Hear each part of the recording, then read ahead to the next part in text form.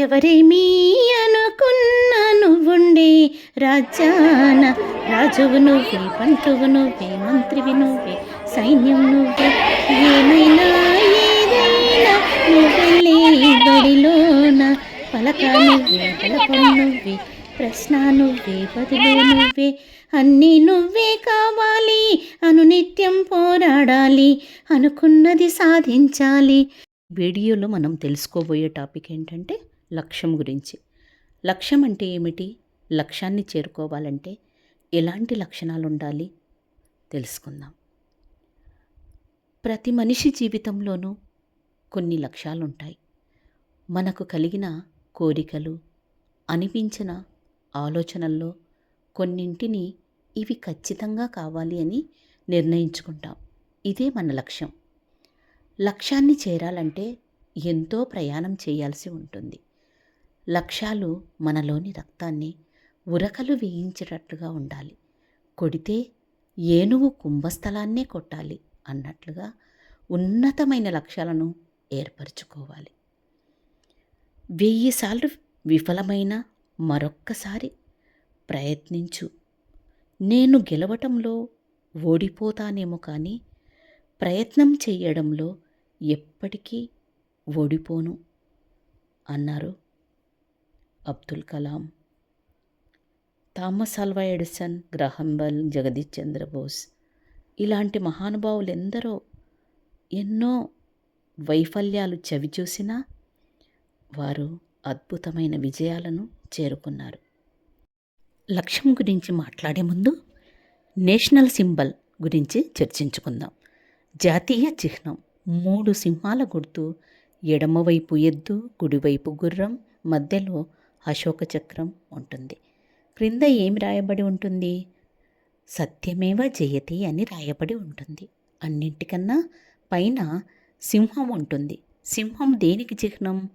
ఉన్నత స్థానాన్ని, తన సింహాసనాన్ని అధిరోహించినట్లుగా సింహం ఉంటుంది. మరి ఎద్దు దేనికి ప్రతీక? బలానికి ప్రతీక. ఇది ఎలా స్ఫూర్తివంతమైన సింబలో చూద్దాం. నీవు గనక గుర్రపు వలె వేగంగా పరిగెత్తితే, ఎద్దు వలె శ్రమిస్తే నీవు సింహంలా సింహాసనాన్ని అధిరోహిస్తావు అని. మళ్ళొకసారి చూద్దాం. నీవు గనక గుర్రపు వలె వేగంగా పరిగెత్తితే అంటే వేగంగా ఉంటే, ఎద్దు వలె శ్రమిస్తే నీవు సింహంలా సింహాసనాన్ని అధిరోహిస్తావు అని అర్థం. ఆ సింబల్ కింద ఏం రాసి ఉంటుంది? సత్యమేవ జయతే అని రాసి ఉంది. అంటే ఇది సత్యం. లక్ష్యం కోరుకున్నవాడు రాజు అవుతాడు, లక్ష్యం కోరుకోనివాడు లేబర్ అవుతాడు. ఒక మహానుభావుడు ఏం చెప్తాడంటే, నీకంటూ ఒక లక్ష్యం ఉంటే ఆ లక్ష్యం కొరకు నీవు పాటుపడతావు.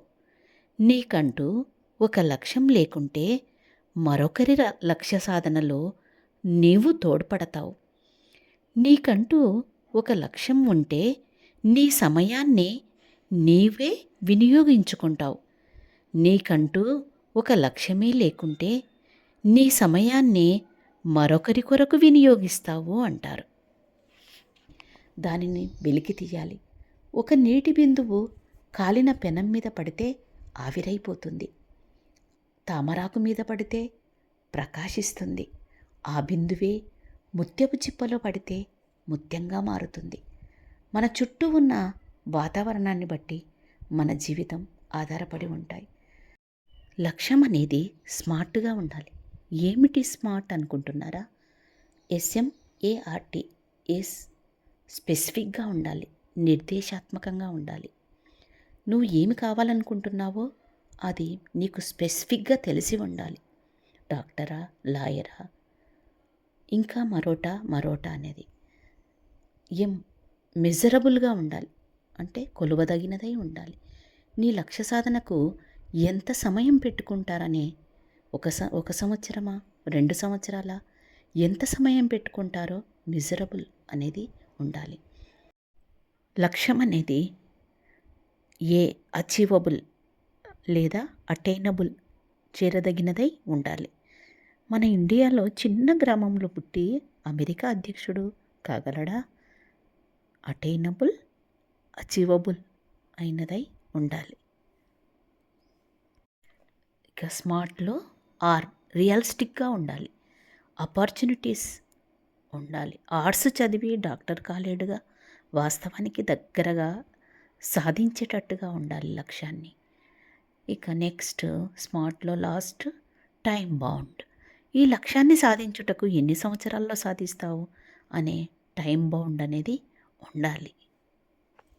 ఒక లక్ష్యాన్ని ఏర్పరచుకున్నప్పుడు, ఆ లక్ష్యం కోసం పాటుపడుతున్నప్పుడు ఎన్నో చిన్న చిన్న అవాంతరాలు వస్తుంటాయి.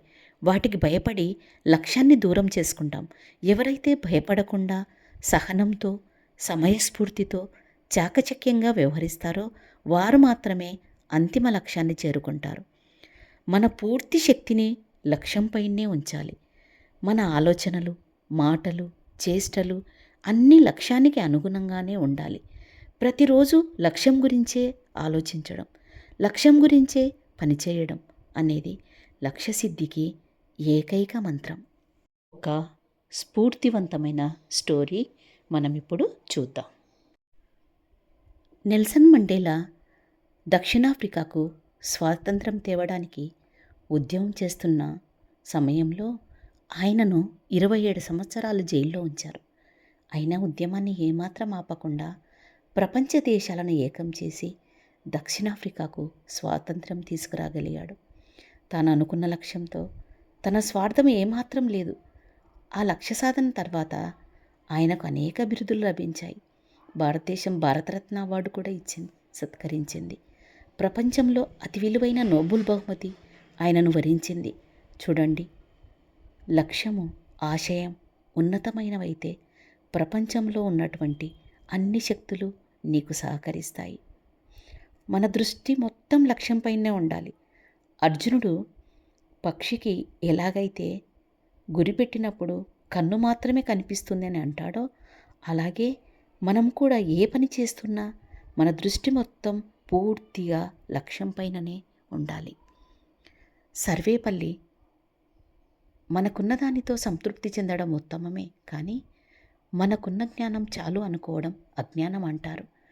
ఈరోజు మనిషి బతుకుతున్నాడు, ఏదో బతకాలి కాబట్టి బతుకుతున్నాడు. అర్థవంతమైన బతుకు కావాలి. అనుకున్న లక్ష్యాన్ని చేరాలంటే నువ్వు ఆలోచించాల్సింది సమస్యల గురించి కాదు, నువ్వు చేరుకోబోయే లక్ష్యం గురించి. అలా ఆలోచించే సమయాన మరిన్ని అవకాశాలు తలుపు ముందర నీకోసం నిలబడతాయి. నీకు లక్ష్యం పట్ల ఉండాల్సింది కేవలం ఇష్టం మాత్రమే కాదు. ఎన్ని అవాంతరాలు ఎదురైనా వీడిపోని దృఢ సంకల్పం కావాలి. చివరగా ఓడిపోయినా నీ లక్ష్యం గురించి పారిపోకు. అది నిన్ను పరీక్షించడానికి వచ్చిన గొప్ప అవకాశమని తెలుసుకో. జీవితం పెట్టే పరీక్షలను తట్టుకుని నిలబడ్డావా, విజయం నీ సొంతమవుతుంది.